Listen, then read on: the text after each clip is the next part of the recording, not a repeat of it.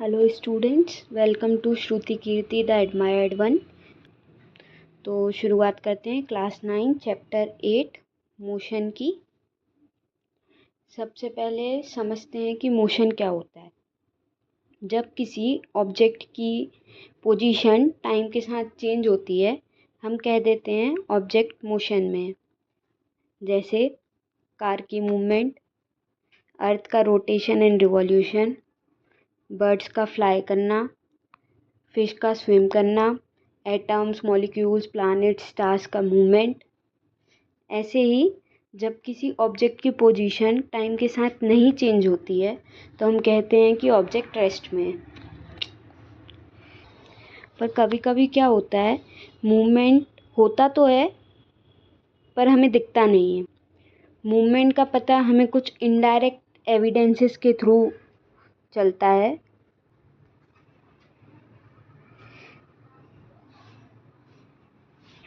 जैसे एयर का मूवमेंट हम देख तो नहीं पाते, पर डस्ट, लीव्स, ट्रीज की ब्रांचेस का मूवमेंट से हमें पता चलता है कि एयर में मोशन हो रहा है। ऐसे ही सीज़न चेंज होते हैं, सनराइज़ होता है, सनसेट होता है। इससे हम अर्थ के मोशन का पता कर पाते हैं। हम तो देख तो नहीं पाते कि अर्थ में मोशन हो रहा है, पर मोशन होता है। इससे सनराइज, सनसेट और सीज़न चेंज से हमें ये पता चलता है। ऐसा क्यों होता है? Actually everything around us is in motion. थोड़ा और अच्छे से समझते हैं। कोई ऑब्जेक्ट किसी एक पर्सन के लिए मूविंग हो सकता है और किसी के लिए स्टेशनरी। मतलब मैं बोल रही हूँ, एक ऑब्जेक्ट किसी के लिए मोशन में और किसी के लिए रेस्ट में हो सकता है। कैसे? एग्जाम्पल के थ्रू समझते हैं। मान लीजिए आप बस में बैठे हो और बस चल रही है, तो बाहर जो ट्रीज़ लगे हुए हैं वो आपको पीछे जाते हुए दिखाई देंगे। मतलब आपके लिए ट्रीज़ मोशन में है। वहीं कोई पर्सन बस के बाहर खड़ा है तो उसके लिए वही ट्रीज़ रेस्ट पर हैं। ऐसे ही बस में बैठे हुए बाकी पैसेंजर्स आपके लिए रेस्ट पर हैं। वहीं जो पर्सन बाहर खड़ा है उसके लिए बस के साथ बस में बैठे सभी पैसेंजर्स मोशन में हैं। अब आपको समझ में आया होगा कि पीछे मोशन की डेफिनेशन में मैंने सराउंडिंग क्यों लिखा था।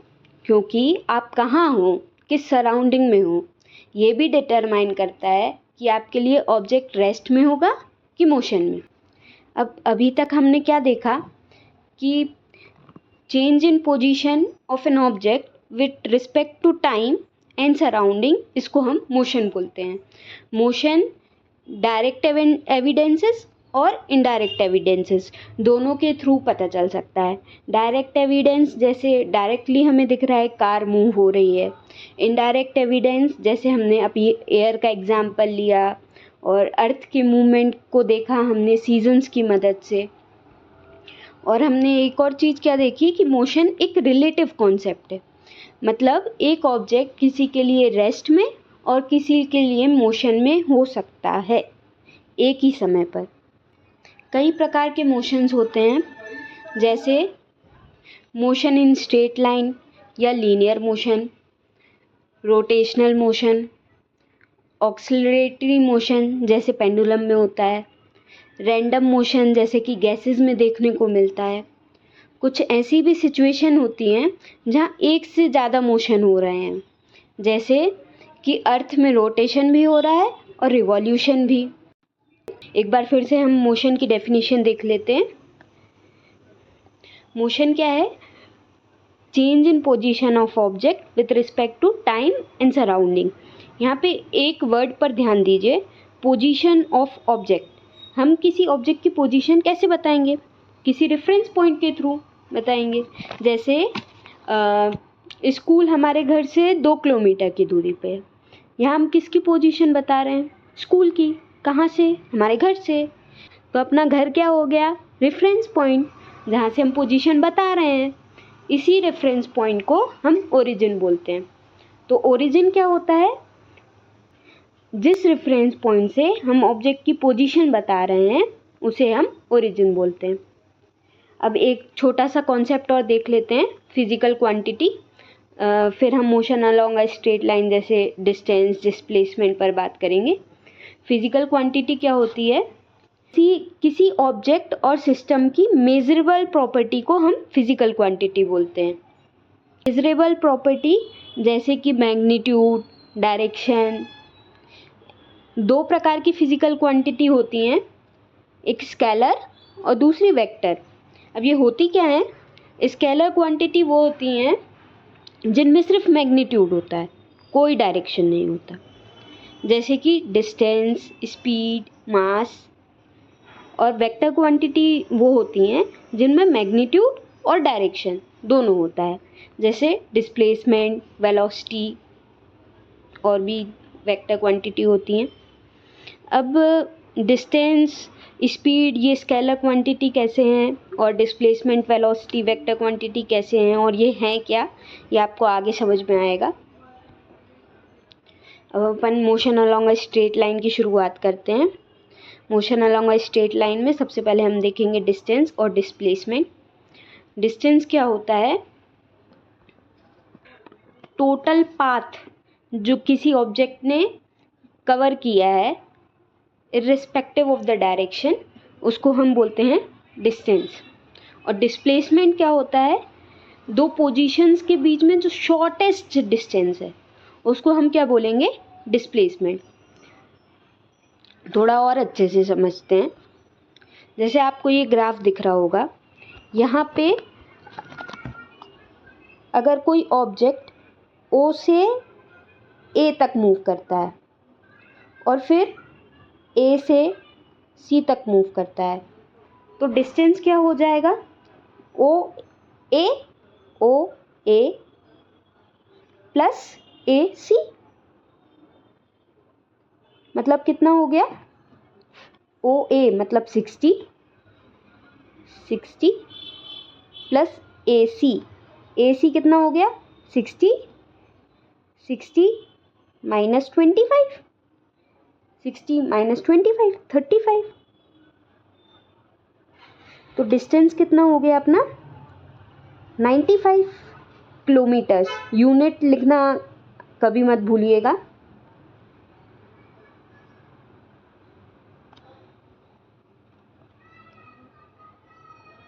अब यही ऑब्जेक्ट जो पहले O से A तक चला था, फिर A से C तक, इसका डिस्प्लेसमेंट क्या होगा? Shortest distance between initial and final position. Initial position क्या है? O, फाइनल पोजीशन क्या है? C। इनके बीच में शॉर्टेस्ट डिस्टेंस क्या होगा? OC की लेंथ कितनी है? 25 किलोमीटर्स। तो डिस्प्लेसमेंट कितना हो गया? 25 किलोमीटर्स। वहीं अपना डिस्टेंस कितना था? 95 किलोमीटर। डिस्टेंस और डिस्प्लेसमेंट को थोड़ा और अच्छे से समझते हैं।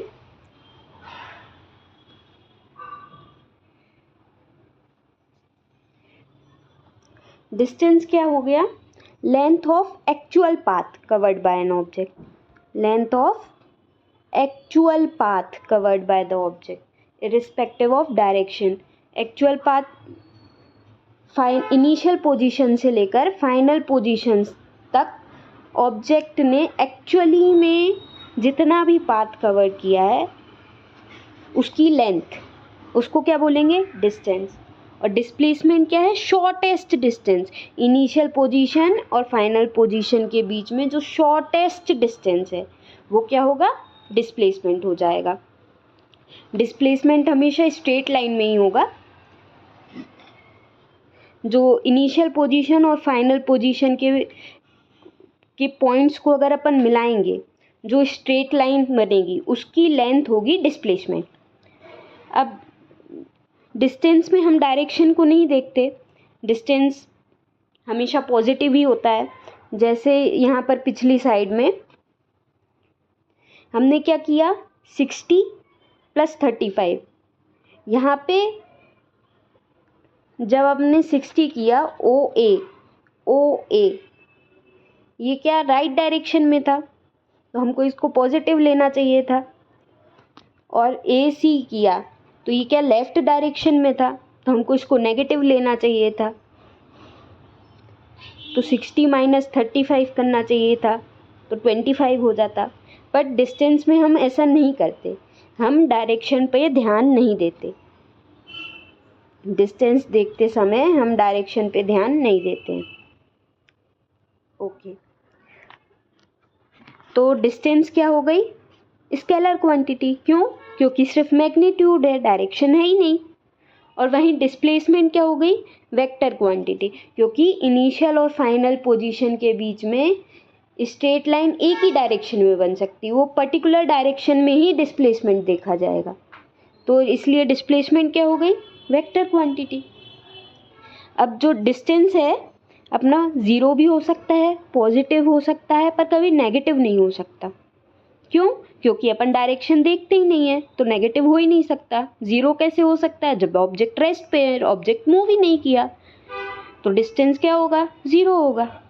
अब डिस्प्लेसमेंट जो है वो पॉजिटिव भी हो सकता है, नेगेटिव भी हो सकता है, और ज़ीरो भी हो सकता है। कैसे? पॉजिटिव तो अभी हमने इस केस में देखा, ओ सी क्या डिस्टेंस आ रहा था? 25 किलोमीटर्स, पॉजिटिव है। अब इसी में अगर ऑब्जेक्ट पहले ओ ए तक आता और फिर ए से यहाँ चला जाता, ए से 65 किलोमीटर्स मूव कर जाता, तो डिस्प्लेसमेंट क्या आता? -5 किलोमीटर्स।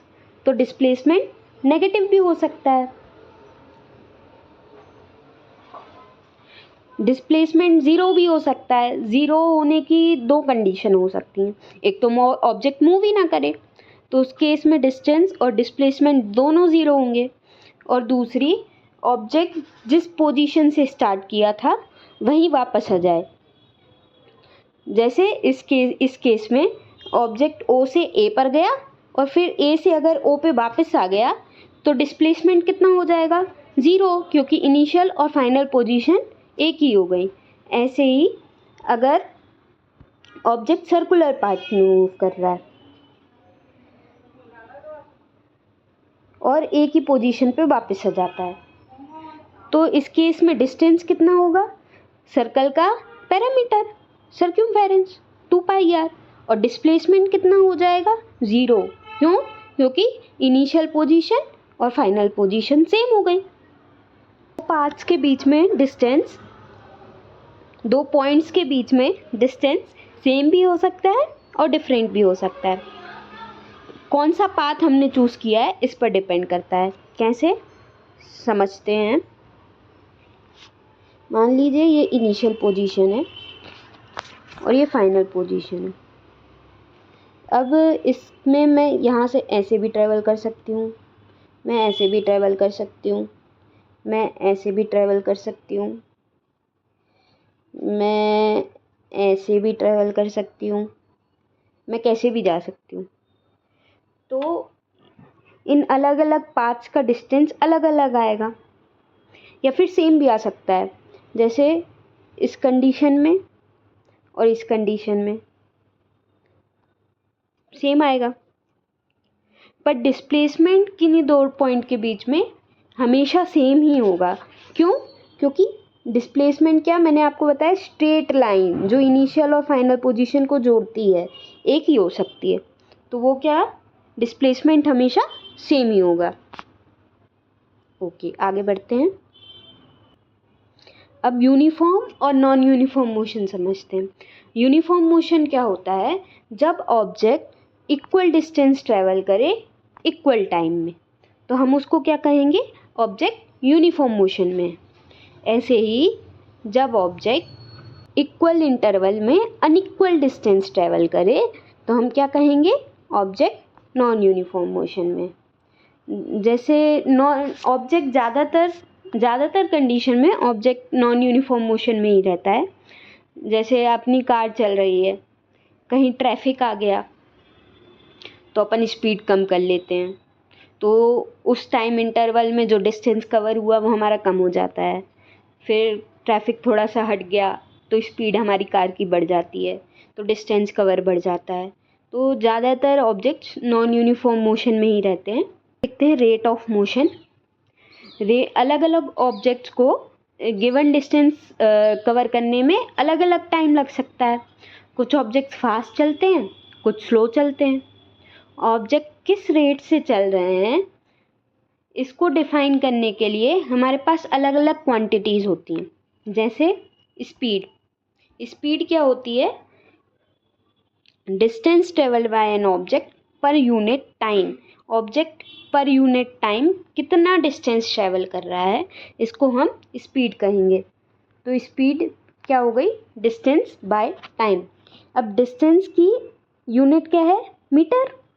और टाइम की यूनिट क्या है? सेकेंड। तो स्पीड की एसआई यूनिट क्या हो गई? Metre per second. स्पीड एक स्केलर क्वांटिटी है। क्यों? डिस्टेंस भी एक स्केलर क्वांटिटी है। डायरेक्शन से कोई मतलब नहीं, तो स्पीड भी एक स्केलर क्वांटिटी है। अब अगर मैंने आपसे कहा कि ऑब्जेक्ट की स्पीड कांस्टेंट है, तो इसका मतलब क्या हुआ? ऑब्जेक्ट इक्वल डिस्टेंस ट्रेवल कर रहा है इक्वल टाइम में, मतलब ऑब्जेक्ट यूनिफॉर्म मोशन में है। तो ऑब्जेक्ट की स्पीड अगर कांस्टेंट है, कांस्टेंट स्पीड मतलब ऑब्जेक्ट क्या है? यूनिफॉर्म मोशन में। यूनिफॉर्म मोशन में। ओके। अब स्पीड किसी ऑब्जेक्ट की कांस्टेंट रहे ज़रूरी तो नहीं है। Most of the time object non uniform motion में होते हैं। ऐसी कंडीशन में रेट ऑफ मोशन बताने के लिए एवरेज स्पीड का यूज़ होता है। एवरेज स्पीड क्या होती है? Total distance upon total time.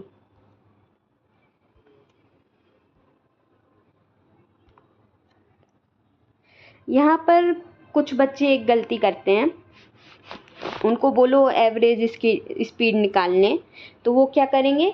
अलग अलग स्पीड निकाल कर उसका एवरेज कर देंगे।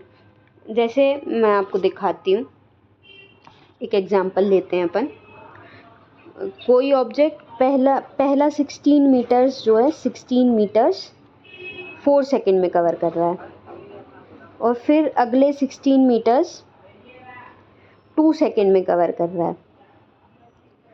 तो इसकी अगर अपन एवरेज स्पीड निकालें अपने फॉर्मूले के अकॉर्डिंग, तो क्या होगी? 16 + 16 32 upon 4 + 2 total distance 32 metre upon total time 4 second + 2 second 6 second.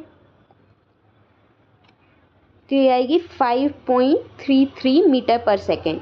Metre per second 5.33 metre per second. अब इसकी जगह कई बच्चे क्या करते हैं, वो ये दोनों की अलग अलग स्पीड निकाल कर फिर उसका एवरेज निकाल देते हैं। जैसे इसकी निकालेंगे वो स्पीड 16/4 मतलब 4 मीटर पर सेकेंड, और इसकी निकालेंगे 16/2 मतलब 8 मीटर पर सेकेंड, और फिर इसका एवरेज ले लेंगे 4 + 8/2 4 + 8/2 मतलब 12/2 6 मीटर पर सेकेंड उनका आंसर आ जाएगा। जबकि एक्चुअल आंसर क्या है? हमने देखा था 5.33 मीटर पर सेकेंड। तो आप ऐसी गलती मत करिएगा। अब जैसे हमने स्पीड देखी, वैसे ही रेट ऑफ मोशन निकालने के लिए एक क्वांटिटी और है जिसको हम बोलते हैं वेलोसिटी। वेलोसिटी क्या होती है? जैसे स्पीड डिस्टेंस बाय टाइम होता है, वैसे ही वेलोसिटी होती है displacement by time. Displacement per unit time को हम वेलोसिटी बोलते हैं। अब डिस्प्लेसमेंट की एसआई यूनिट क्या होगी? मीटर। टाइम की क्या होगी? सेकेंड। तो वेलोसिटी की एसआई यूनिट क्या हो गई? Metre per second.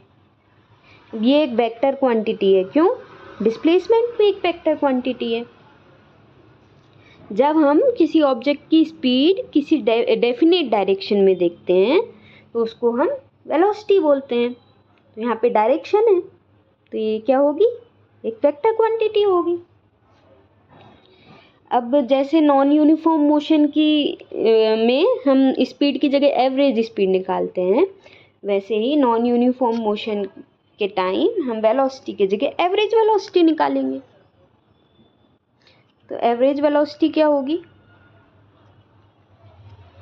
Total displacement upon total time. अब अगला कॉन्सेप्ट देखते हैं, एक्सेलरेशन। अब मैंने आपको बोला मोस्ट ऑफ द ऑब्जेक्ट ज़्यादातर नॉन यूनिफॉर्म मोशन में रहते हैं, मतलब उनकी वेलोसिटी कांस्टेंट नहीं रहती, चेंज होती रहती है। वेलोसिटी टाइम के साथ कैसे चेंज कर रही है ये हम एक्सेलरेशन में देखते हैं। मतलब एक्सेलरेशन क्या है? Rate of change of velocity with respect to time. तो इसकी एसआई यूनिट क्या होगी? Metre per second square. क्यों? वेलोसिटी की एसआई यूनिट क्या हो गई? मीटर पर सेकेंड, और टाइम की सेकेंड। तो ये एक्सेलरेशन की एसआई यूनिट हो क्या हो गई? Metre per second square. अब यहाँ पे मैंने लिखा है acceleration is equals to v minus u by t. यहाँ पे v क्या है? फाइनल वेलोसिटी, और u क्या है? इनिशियल वेलोसिटी, और t क्या है? टाइम। तो अगर फाइनल वेलोसिटी इनिशियल वेलोसिटी से ज़्यादा है तो क्या होगा? एक्सेलरेशन पॉजिटिव आएगा, मतलब पॉजिटिव एक्सेलरेशन हो रहा है। और अगर फाइनल वेलोसिटी इनिशियल वेलोसिटी से कम है तो क्या होगा? एक्सेलरेशन नेगेटिव आएगा, मतलब नेगेटिव एक्सेलरेशन हो रहा है। नेगेटिव एक्सेलरेशन को ही हम रिटार्डेशन बोलते हैं। क्या बोलते हैं? रिटार्डेशन। अब अगर पॉजिटिव एक्सेलरेशन हो रहा है मतलब फाइनल वेलोसिटी बढ़ी है, मतलब वेलोसिटी बढ़ रही है, मतलब एक्सेलरेशन के कारण क्या हो रहा है? वेलोसिटी बढ़ रही है, मतलब एक्सेलरेशन वेलोसिटी की डायरेक्शन में। पॉजिटिव एक्सेलरेशन मतलब एक्सेलरेशन वेलोसिटी की डायरेक्शन में है। और ऐसे ही जब नेगेटिव एक्सेलरेशन हो रहा है मतलब रिटार्डेशन हो रहा है, रिटार्डेशन की कंडीशन में क्या हो रहा है? फाइनल वेलोसिटी इनिशियल वेलोसिटी से कम है, मतलब वेलोसिटी कम हो रही है, मतलब एक्सेलरेशन वेलोसिटी के अपोजिट डायरेक्शन में हो रहा है। रिटार्डेशन की कंडीशन में क्या हो रहा है? एक्सेलरेशन वेलोसिटी के अपोजिट डायरेक्शन में हो रहा है।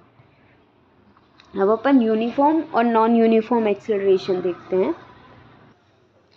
यूनिफॉर्म एक्सेलरेशन क्या होगा? जब चेंज इन वेलोसिटी, जब एक्सेलरेशन कांस्टेंट हो। यूनिफॉर्म एक्सेलरेशन क्या होगा? जब एक्सेलरेशन कांस्टेंट हो, मतलब rate of change in velocity constant हो, जैसे कि फ्री फॉलिंग ऑफ बॉडी में होती है। और नॉन यूनिफॉर्म एक्सेलरेशन क्या होगा? जब rate of change of velocity constant ना हो, मतलब एक्सेलरेशन कांस्टेंट ना हो, तो क्या हो जाएगा? Non uniform acceleration. जैसे मैंने आपको ट्रैफिक का एग्जांपल दिया था। अब मेरे को आपको एक चीज़ और बतानी थी। मैंने आपसे बोला था अगर ऑब्जेक्ट नॉन यूनिफॉर्म मोशन में है तो हम वेलोसिटी की जगह एवरेज वेलोसिटी कैलकुलेट करेंगे, क्योंकि वेलोसिटी तो चेंज हो रही है। अब नॉन यूनिफॉर्म मोशन में भी अगर ऑब्जेक्ट यूनिफॉर्म एक्सेलरेटिंग है, पहले ये देखिए, मोशन को अपन ने कैसे क्लासीफाई किया? यूनिफॉर्म मोशन और नॉन यूनिफॉर्म मोशन।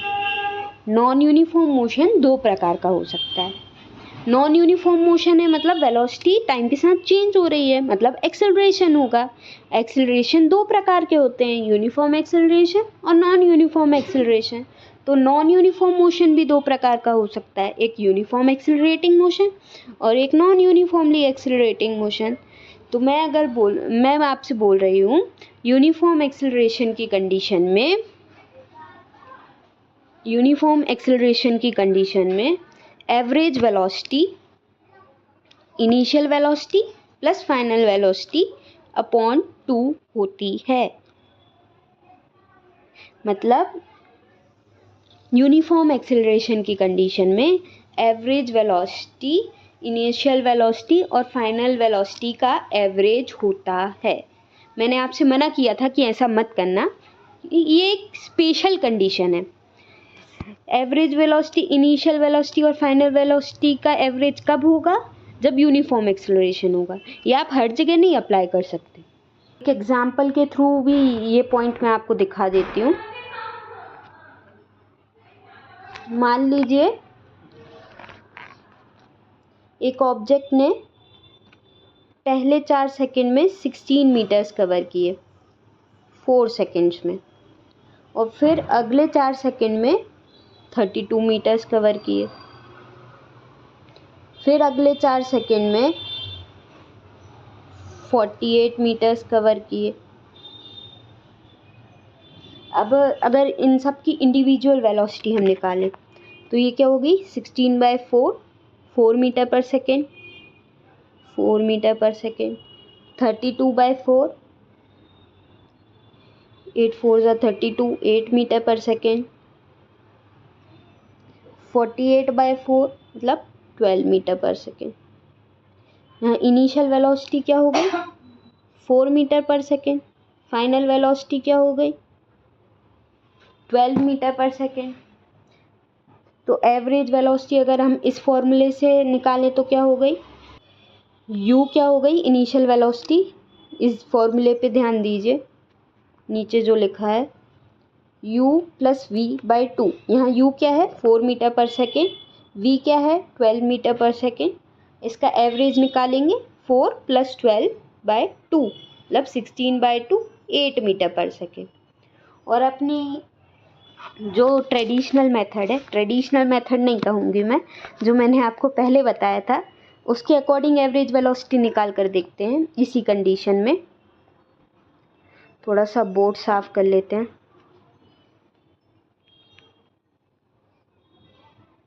ये हमारी कंडीशन थी, है ना।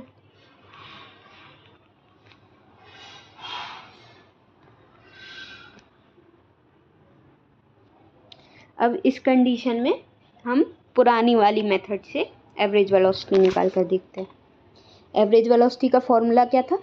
Total displacement upon total time. यहाँ टोटल डिस्प्लेसमेंट कितना होगा? 16 + 32 + 48 अपॉन टोटल टाइम क्या होगा? 4 सेकेंड 4 सेकेंड 4 सेकेंड मतलब 12 सेकेंड। 16 + 32 + 48 मतलब 96/12 मीटर पर सेकेंड मतलब 8 मीटर पर सेकेंड। तो दोनों कंडीशन से हमारा आंसर क्या हुआ? सेम ही आया।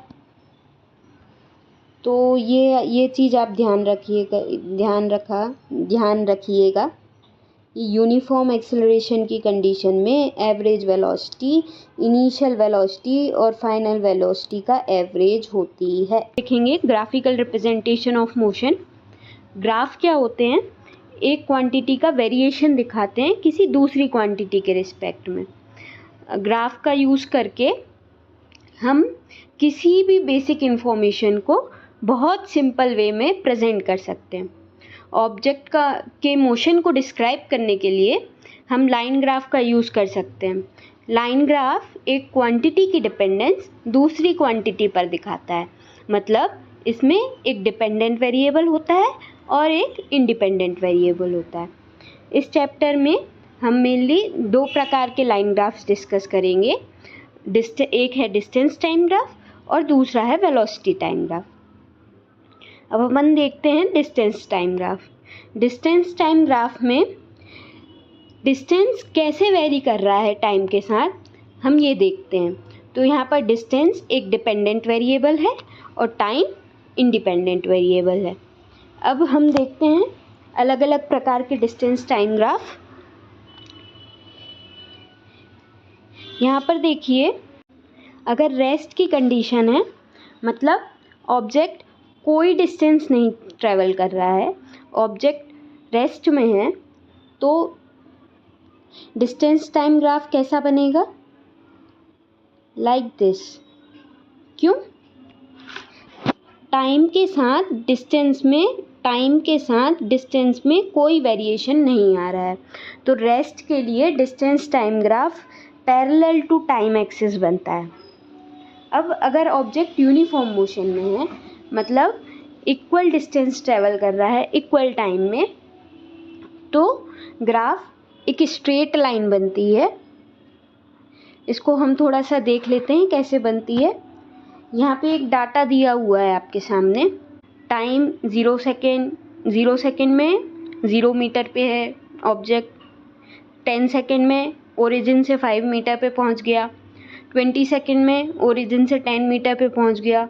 30 सेकेंड्स में ओरिजिन से 15 मीटर पे पहुँच गया। ये देखिए, ऑब्जेक्ट इक्वल टाइम इंटरवल में इक्वल डिस्टेंस ट्रेवल कर रहा है। जैसे यहाँ पे टाइम इंटरवल क्या है?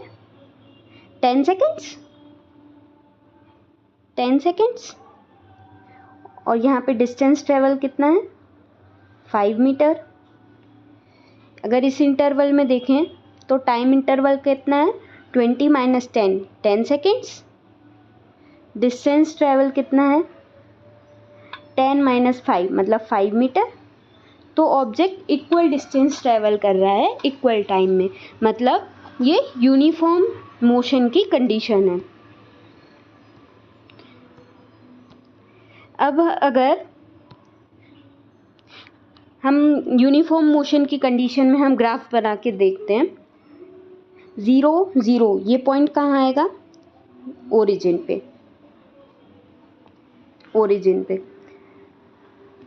टाइम 10 है, डिस्टेंस 5 है, ये पॉइंट कहाँ पे आएगा? हेयर।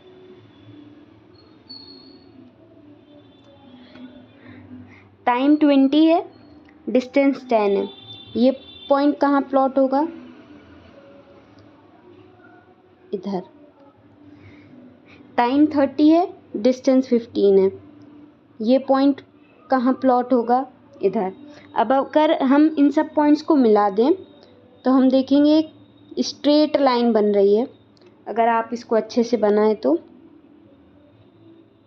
एक स्ट्रेट लाइन बन रही है। तो यूनिफॉर्म मोशन की कंडीशन में क्या होता है? ग्राफ स्ट्रेट लाइन होती है। ओके। अब नॉन यूनिफॉर्म मोशन की कंडीशन में क्या होगा? स्ट्रेट लाइन नहीं बनेगी। ग्राफ कैसा भी हो सकता है नॉन यूनिफॉर्म मोशन की कंडीशन में। ग्राफ ऐसा भी हो सकता है, ग्राफ ऐसा भी हो सकता है, ग्राफ कुछ इस प्रकार का भी हो सकता है, किसी भी प्रकार का कर्व हो सकता है नॉन यूनिफॉर्म मोशन की कंडीशन में। जब स्पीड अगर इंक्रीज हो रही है नॉन यूनिफॉर्म मोशन में, तो ग्राफ की स्लोप मतलब इंक्रीज हो रही है। आपको पता है कि डिस्टेंस बाय टाइम क्या होता है? स्पीड। डिस्टेंस बाय टाइम क्या होता है? स्पीड। तो हम डिस्टेंस टाइम ग्राफ की स्लोप कैलकुलेट करके स्पीड निकाल सकते हैं। कैसे? यहाँ देखिए, मान लीजिए हमको ये पॉइंट है A और ये पॉइंट है B। ऑब्जेक्ट ने जब A से B की दूरी तय करी, उस बीच ऑब्जेक्ट की कितनी स्पीड थी ये निकालना है। तो हम कैसे निकालेंगे?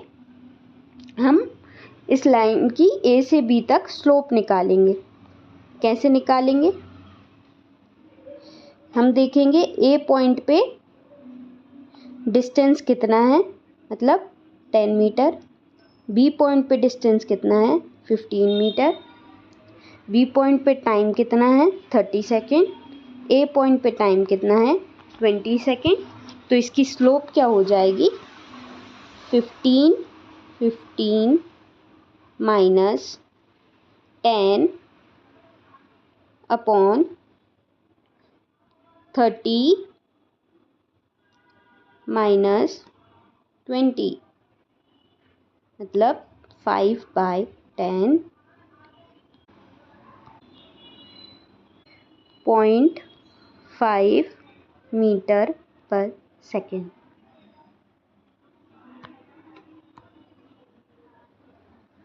अब अगर ऑब्जेक्ट नॉन यूनिफॉर्म मोशन में है और उसकी स्पीड इंक्रीज कर रही है, स्पीड इंक्रीज कर रही है मतलब क्या, उसका स्लोप इंक्रीज कर रहा है, डिस्टेंस इंक्रीज कर रहा है, स्लोप इंक्रीज कर रहा है। और अगर वहीं ऑब्जेक्ट नॉन यूनिफॉर्म मोशन में है तो उसका स्लोप और स्पीड डिक्रीज कर रही है तो उसका स्लोप डिक्रीज करेगा। जैसे अगर आप यहाँ से यहाँ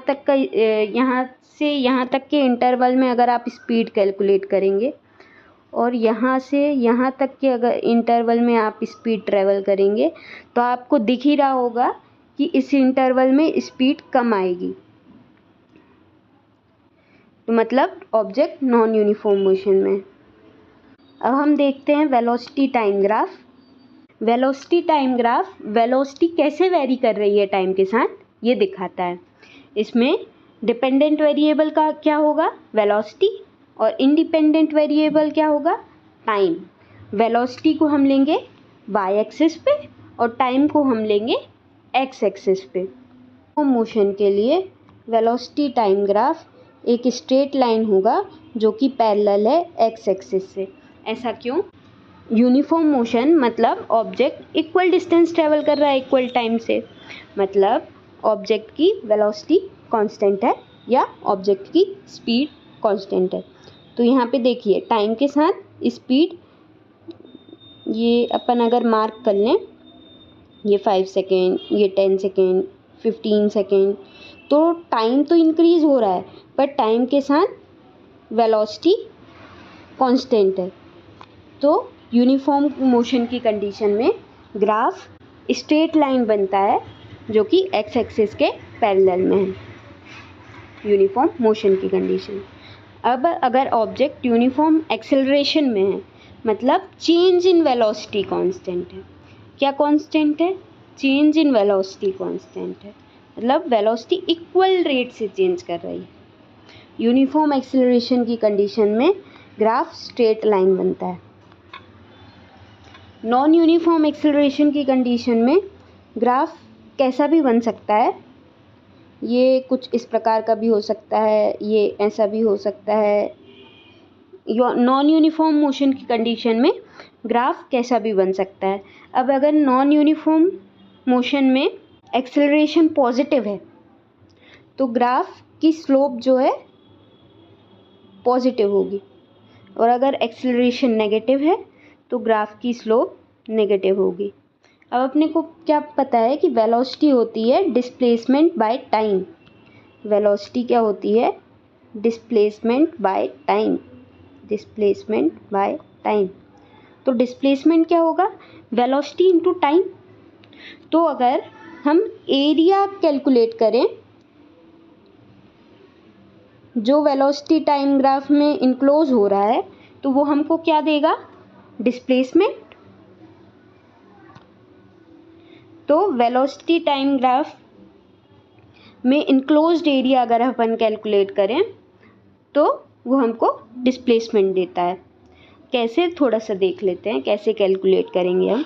जैसे आपके सामने एक ये वेलोसिटी टाइम ग्राफ है, इसमें हमें ए से ई तक, इस इंटरवल में ए से ई तक जो इंटरवल है इसमें हमको डिस्प्लेसमेंट कैलकुलेट करना है। कैसे करेंगे? डिस्प्लेसमेंट कैलकुलेट करना है।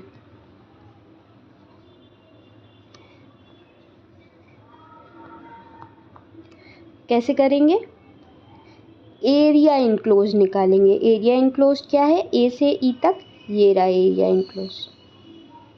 कैसे निकालेंगे? हम इसको 2 पार्ट्स में डिवाइड कर सकते हैं, एक स्क्वायर और एक ट्राइंगल। क्योंकि ए से ई तक, यहाँ तक हमको हाइट पता है 20, this is 20, okay, and this is 40। यहाँ पे स्केलिंग में थोड़ी सी गड़बड़ है तो आप इसको देख लीजिएगा। तो हम कैसे निकाल सकते हैं? इस ट्राइंगल का एरिया प्लस इस स्क्वायर का एरिया। ट्राइंगल का क्या एरिया होगा? Half into base into height. Half into base क्या है? ए डी कितना है? बी सी के बराबर होगा 20 माइनस 10, 10 इंटू हाइट, हाइट क्या है ई डी 40 माइनस 20 20 प्लस ये स्क्वायर का एरिया हो जाएगा 20 इंटू 20 इंटू बेस 20 माइनस 10 10, तो ये क्या आ गया 100 प्लस 200 300 किलोमीटर्स। ये टाइम यहाँ पे आवर्स में होना चाहिए क्योंकि यहाँ पे यूनिट किलोमीटर पर आवर दी है और यहाँ पे टाइम सेकंड में ये पॉसिबल नहीं है, तो यहाँ पे टाइम आवर में होगा। तो किलोमीटर पर आवर में वेलोसिटी दी है और टाइम आवर में है, हमारा डिस्प्लेसमेंट किलोमीटर्स में आ गया, दैट इज़ 300 किलोमीटर। एक एग्जांपल और देख लेते हैं। यहाँ पे हमको डिस्प्लेसमेंट ट्रैवल कैलकुलेट करना है। कैसे करेंगे, area enclosed under the graph, हम ए और बी पॉइंट के बीच में कितना एरिया इनक्लोज हुआ है ये देख रहे हैं। ए पॉइंट क्या है, दिस इज ए पॉइंट और this is ours B point, इसके बीच में कितना एरिया इनक्लोज हुआ है, मतलब this is a straight line, okay, this area, this. How we calculate this? Length into breadth. Length कितनी हो गई 40 minus 0 that is 40, then 4 minus 1 that is 3, 40 into 3 120। यहाँ पे भी यूनिट क्या होगी, वेलोसिटी किलोमीटर पर आवर में है, टाइम आवर में है, तो यूनिट क्या हो जाएगी किलोमीटर। तो डिस्प्लेसमेंट कितना आ गया 120 किलोमीटर्स। आज जो कि है इक्वेशंस ऑफ मोशन वो पढ़ने जा रहे हैं। जब ऑब्जेक्ट स्ट्रेट लाइन में यूनिफॉर्म एक्सेलरेशन से मूव करता है तब हम ऑब्जेक्ट की velocity, acceleration, displacement, time interval, इन सब के बीच इंटरडिपेंडेंस कुछ इक्वेशंस के थ्रू दिखा सकते हैं। इन इक्वेशंस को हम इक्वेशंस ऑफ मोशन बोलते हैं। बेसिकली 3 इक्वेशंस ऑफ मोशन है। एक है v is to u plus a t, दूसरी है s is to u t plus half a t square, तीसरी है v square is to u square plus 2as। जहाँ पर आपको पता ही है, जैसे यहाँ पर v है अपनी final velocity, this is final velocity, u initial velocity, a acceleration, t time, और s है यहाँ पर डिस्प्लेसमेंट।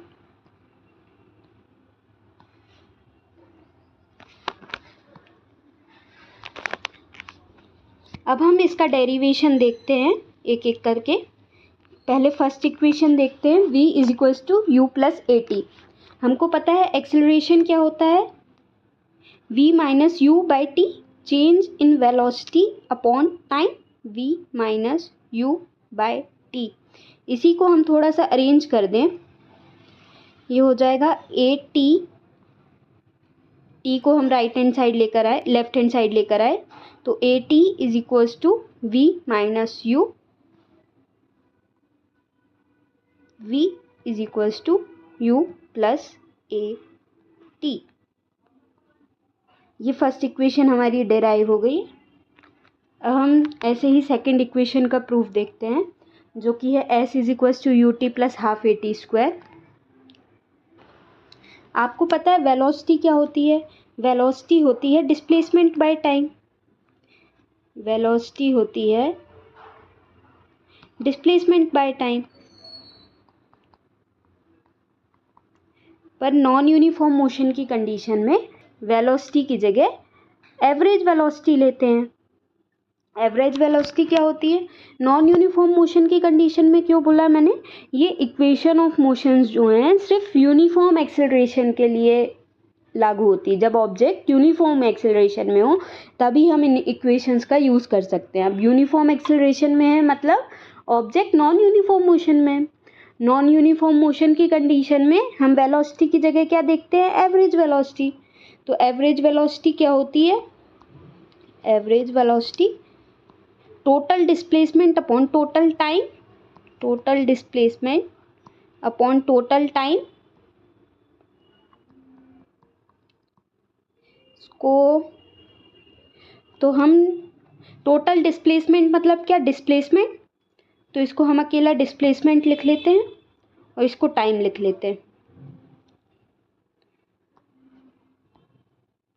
तो अपना डिस्प्लेसमेंट क्या हो गया, average velocity into time,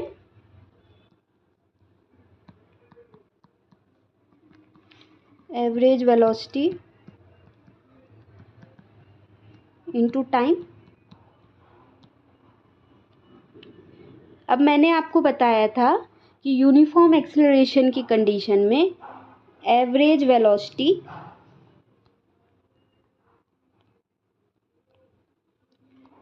u plus v by 2 होती है। यूनिफॉर्म एक्सेलरेशन की कंडीशन में एवरेज वेलोसिटी इनिशियल और फाइनल वेलोसिटी का एवरेज होती है। ये मैंने आपको बताया था लेक्चर नंबर 2 में। अगर आपने वो नहीं देखा हो तो जाकर देख लीजिएगा। तो इसका हम यहाँ यूज़ करेंगे। तो अपना डिस्प्लेसमेंट क्या था, डिस्प्लेसमेंट मतलब s is equals to average velocity. Average velocity क्या है, u plus v by 2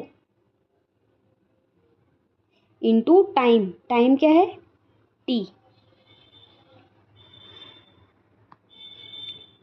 okay, अब फर्स्ट इक्वेशन से v is equals to u plus a t होता है। तो यहाँ अपन v की जगह u प्लस ए टी लिख सकते हैं। v की जगह u प्लस ए टी लिख देते हैं, u प्लस ए टी। तो ये क्या हो गया, 2u plus a t upon 2 into time. तो ये क्या हो गया, ये ऊपर का मैं मिटा दे रही हूँ।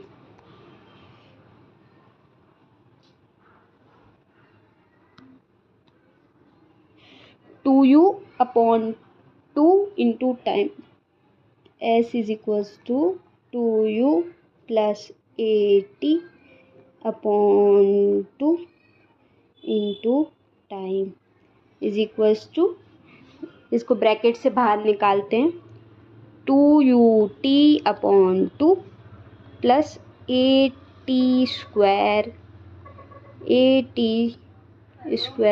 Upon 2।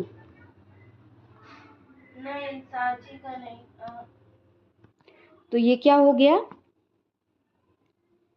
s is equals to u t plus half a t square.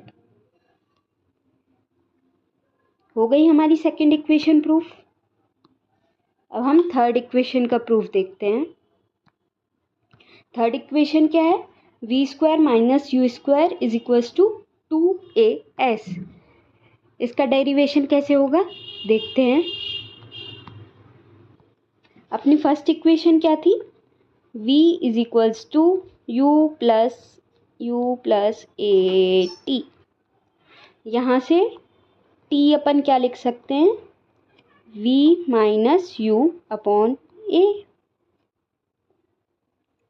और अपनी सेकेंड इक्वेशन क्या थी, s is equals to u t plus half a t square. इस इक्वेशन में t को हम इस वैल्यू से रिप्लेस कर देंगे। t की value v minus u by a, ये इस इक्वेशन में हम पुट करेंगे।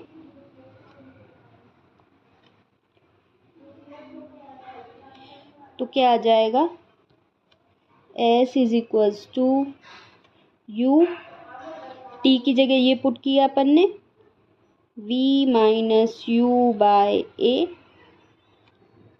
प्लस 1/2 ए, और फिर t की जगह ये पुट कर दिया v minus you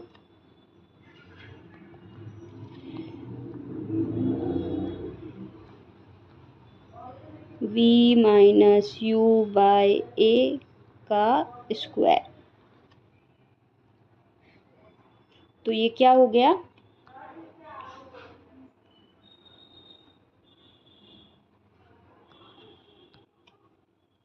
S is equals to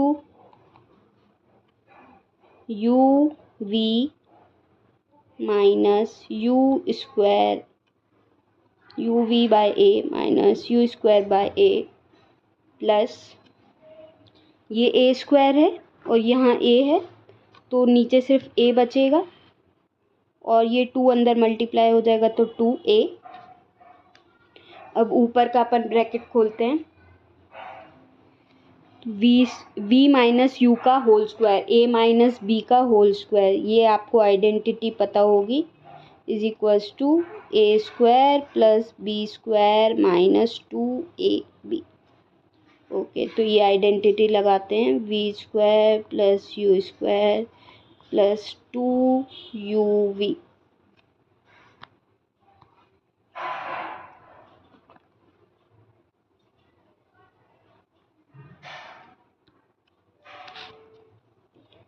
तो s क्या हो गया, एलसीएम ले लेते हैं, 2uv minus 2u square plus v square plus u square plus 2uv। ये 2uv actually this is minus, यहाँ पे माइनस आएगा ना, v माइनस यू का whole square, v minus 2uv, तो ये प्लस 2uv ये माइनस 2uv कैंसिल हो जाएंगे और हमारे पास क्या बचा,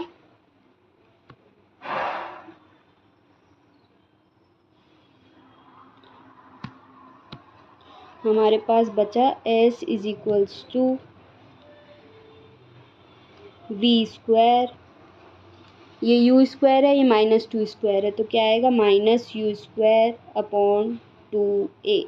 अब 2a को इस साइड ले जाएंगे तो क्या आ जाएगा, v square minus u square is equals to 2as।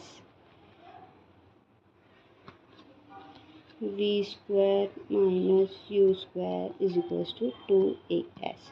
हो गई हमारी identity proof.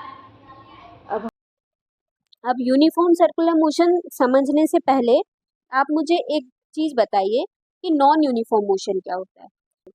Non uniform motion मतलब ऑब्जेक्ट की वेलोसिटी टाइम के साथ चेंज हो रही है। अब वेलोसिटी चेंज कैसे हो सकती है, वेलोसिटी चेंज हो सकती है या तो ऑब्जेक्ट के मैग्नीट्यूड में अंतर आ रहा हो या डायरेक्शन में अंतर आ रहा हो। अब मैग्नीट्यूड में तो आपने बहुत बार देख लिया, आप मुझे बताइए कि ऑब्जेक्ट का डायरेक्शन चेंज हो रहा है इस वजह से ऑब्जेक्ट की वेलोसिटी चेंज हो रही है, ऐसा कहाँ होता है, बताइए बताइए, सोचिए सोचिए। नहीं पता, मैं बताऊं, जब ऑब्जेक्ट किसी क्लोज्ड पाथ में मूव कर रहा हो, जब ऑब्जेक्ट किसी क्लोज्ड पाथ में मूव कर रहा हो, कैसे देखते हैं, देखिए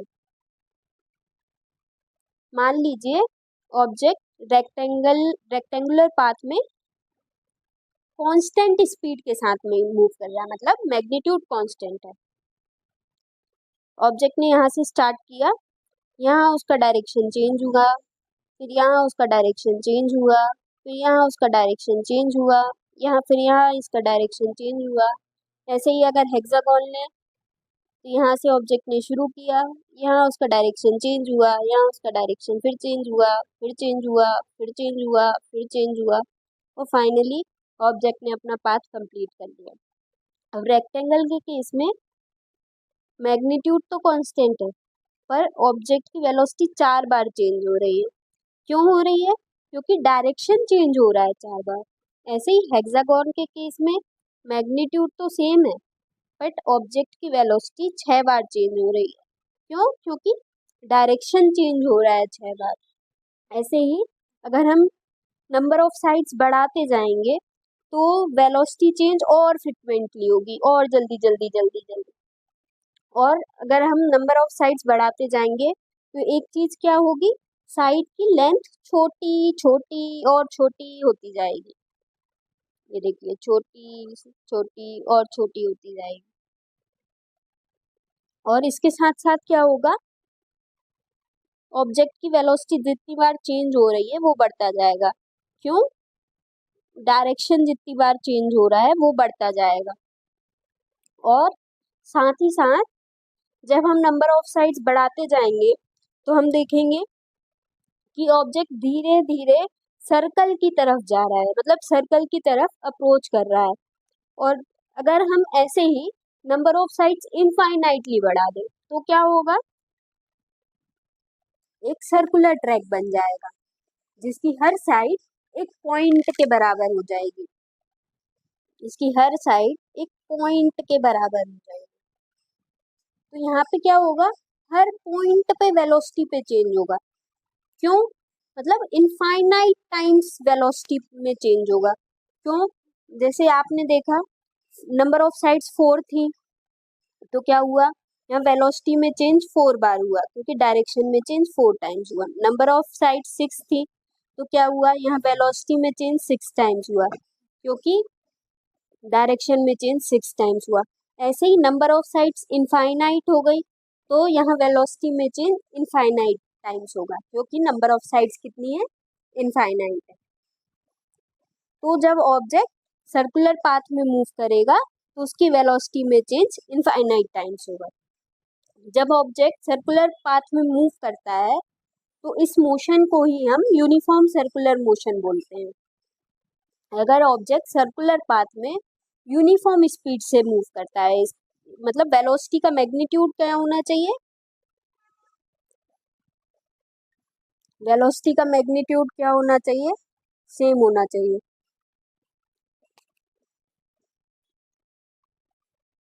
यूनिफॉर्म स्पीड होगी कितनी? स्पीड क्या होती है? Distance by time. या अगर ऑब्जेक्ट सर्कुलर पाथ में मूव कर रहा है तो उसका डिस्टेंस क्या होगा? सर्कल के सर्क्यूमफेरेंस के बराबर। सर्कल का सर्क्यूमफेरेंस कितना होता है? 2 पाई आर। और टाइम क्या? t। तो जब ऑब्जेक्ट यूनिफॉर्म सर्कुलर मोशन में मूव कर रहा है तो उसकी speed 2 pi r by t हो जाएगी।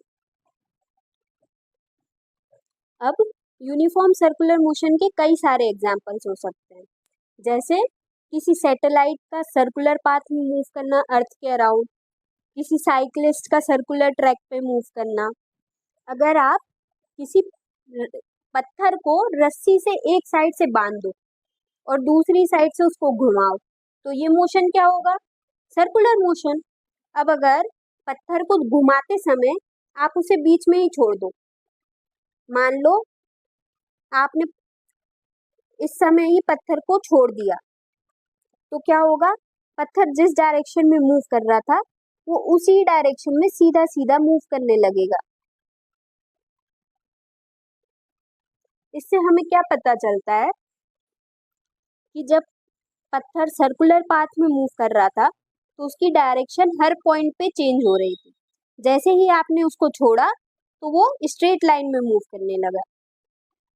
ऐसे ही क्या होता है जब एक एथलीट डिस्कस या हैमर थ्रो करता है किसी इवेंट के दौरान तो वो डिस्कस या हैमर को एक सर्कुलर मोशन देता है। फिर जब एथलीट उसे छोड़ता है तो वो डिस्कस या हैमर उसी डायरेक्शन में मूव करता है जिस डायरेक्शन में उसे छोड़ा गया। और इसी के साथ ये चैप्टर भी हमारा यहाँ खत्म होता है।